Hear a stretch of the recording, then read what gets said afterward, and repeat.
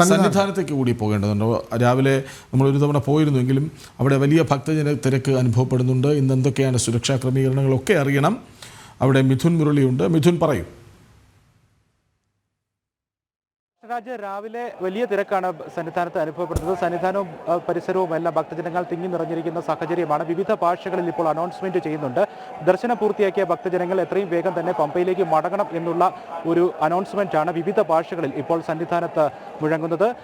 പ്രത്യേകിച്ച് കേരളത്തിന് പുറത്തുനിന്ന് വന്നിരിക്കുന്ന അന്യ സംസ്ഥാനങ്ങളിൽ നിന്ന് എത്തിയിരിക്കുന്ന തമിഴ്നാട്, ആന്ധ്ര, കർണാടക തുടങ്ങിയ ഭാഗങ്ങളിൽ നിന്നെത്തിയിരിക്കുന്ന തീർത്ഥാടകർ ധാരാളമായി സന്നിധാനത്തും പരിസര പ്രദേശങ്ങളിലുമൊക്കെയായിട്ട് തമ്പടിക്കുന്ന സാഹചര്യമുണ്ട്. അവർ എത്രയും വേഗം തന്നെ പമ്പയിലേക്ക് മടക്കി അയക്കുന്നതിനുള്ള ശ്രമങ്ങളാണ് ഇപ്പോൾ അധികൃതരുടെ ഭാഗത്തു നിന്ന് ഉണ്ടാകുന്നത്. അനൗൺസ്മെന്റ് രൂപത്തിലൊക്കെ ഉണ്ടാകുന്നത്. എന്തായാലും സന്നിധാനം ഇന്ന് നാളെയുമായിട്ട് പൂർണ്ണമായിട്ടും മണ്ഡല പൂജയുമായി ബന്ധപ്പെട്ടുള്ള ഒരുക്കങ്ങളിലേക്ക് കടക്കുകയാണ്. അതുമായി ബന്ധപ്പെട്ടുള്ള എല്ലാ ക്രമീകരണങ്ങളുമാണ് ഇപ്പോൾ സന്നിധാനത്ത് പൂർത്തീകരിച്ചുകൊണ്ടിരിക്കുന്നത്. എല്ലാ തരത്തിലുള്ള നിയന്ത്രണങ്ങൾ, ഒപ്പം ഭക്തജനങ്ങൾക്ക് കൃത്യമായി തന്നെ ഈ തങ്കയങ്കി ചാർത്തിയ, തങ്കയങ്കി വിഭൂഷിതനായിട്ടുള്ള അയ്യപ്പ ഭഗവാനെ ഒരു നോക്ക് കാണുന്നതിനുള്ള അവസരങ്ങൾ, അതുമായി ബന്ധപ്പെട്ട ക്രമീകരണങ്ങളെല്ലാം പുരോഗമിച്ചുകൊണ്ടിരിക്കുന്നു. ഇന്ന് പ്രധാനമായിട്ടും പമ്പയിൽ നിന്നും ഭക്തജനങ്ങളെ സന്നിധാനത്തേക്ക് കടത്തിവിടുന്നതിനും നിയന്ത്രണം ഏർപ്പെടുത്തിയിട്ടുണ്ട്. നേരത്തെ സൂചിപ്പിച്ചതുപോലെ തന്നെ രാവിലെ 11 മണിക്ക് ശേഷം പമ്പയിൽ നിന്നും സന്നിധാനത്തേക്ക് ഭക്തജനങ്ങൾക്ക് പ്രവേശനം ഉണ്ടാവുകയില്ല. പിന്നീട് ഘോഷയാത്ര സന്നിധാന ശരംകുത്തിയിലെത്തിയതിനു ശേഷം മാത്രമായിരിക്കും പിന്നെ ഈ പമ്പയിൽ നിന്നും ഭക്തജനങ്ങളെ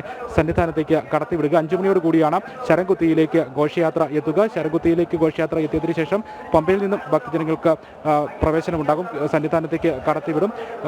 വൈകിട്ട് 5 മണിക്ക് ശരംകുത്തിയിൽ എത്തുന്ന ഘോഷയാത്ര ദേവസ്വം ഭാരവാഹികളുടെ നേതൃത്വത്തിൽ ആചാരപരമായിട്ടുള്ള സ്വീകരണത്തോടു കൂടി സ്വീകരിച്ച് ആനയിച്ച് 18-ാം പടി കയറി കൊടിമരച്ചുവട്ടിന് സമീപം എത്തുമ്പോൾ അവിടെ ദേവസ്വം പ്രസിഡന്റിന്റെ നേതൃത്വത്തിലുള്ള സ്വീകരണം ഉണ്ടാകും. പിന്നീട് ക്ഷേത്രം തന്ത്രിയും മേൽശാന്തിയും ചേർന്ന് തങ്കയങ്കി ഏറ്റുവാങ്ങി അയ്യപ്പ ഭഗവാനെ ചാർത്തി ദീപാരാധന നടക്കും. 6:40-നാണ് ദീപാരാധന നടക്കുന്നത്. ഭക്തജനങ്ങളുടെ ശ്രദ്ധയ്ക്ക് മറ്റൊരു പ്രധാനപ്പെട്ട ഒരു കാര്യം കൂടി ഉള്ളത്, സാധാരണ ഉച്ചയ്ക്ക് 1 മണിക്ക് ഉച്ചപൂജയ്ക്ക് ശേഷം നടയടച്ചാൽ 3 മണിക്ക് നട തുറക്കുന്നതാണ്. ഇന്ന് വൈകിട്ട് 5 മണിക്കായിരിക്കും നട തുറക്കുക. 1 മണിക്ക് നടയടച്ചു കഴിഞ്ഞാൽ 5 മണിക്കായിരിക്കും ഇന്ന് നടയടക്കുക. അതോടൊപ്പം ദീപാരാധനയും ആചാരപരമായിട്ടുള്ള രീതിയിൽ തങ്കയങ്കി ചാർത്തിയുള്ള ദീപാരാധന ആയതുകൊണ്ട് തന്നെ ദീപാരാധനയ്ക്ക് ശേഷമായിരിക്കും 18-ാം പടി കയറുന്നതിന് ഭക്തജനങ്ങൾക്ക് അവസരമുണ്ടാവുക. 6:40-നുള്ള ദീപാരാധന കഴിഞ്ഞതിന് ശേഷം തങ്കയങ്കി വിഭൂഷിതനായിട്ടുള്ള അയ്യപ്പ ഭഗവാനെ ദർശിക്കുന്നതിനുള്ള സൗകര്യം, അതിനുശേഷം ദീപാരാധന കഴിഞ്ഞിട്ടുള്ള 6:40-ന് ശേഷമുള്ള സമയത്ത് 18-ാം പടി കയറി ഭക്തർക്ക് ദർശനത്തിനുള്ള സൗകര്യവും ഉണ്ടാകും. ഇന്ന് രാവിലെ ഫ്ലൈ ഓവറുകളെല്ലാം ഏകദേശം നിറഞ്ഞു കവിഞ്ഞിരിക്കുന്ന സാഹചര്യമാണ്. 18-ാം പടിക്ക് മുകളിലുള്ള ഫ്ലൈ ഓവറിന്റെ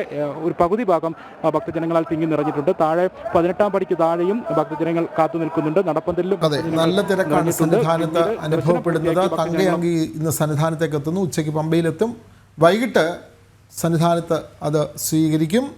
പിന്നീട് തങ്കയങ്കി ചാർത്തിയാണ് ദീപാരാധന. വിവരങ്ങൾ നൽകുകയായിരുന്നു സന്നിധാനത്തു നിന്നും മിഥുൻ മുരളി.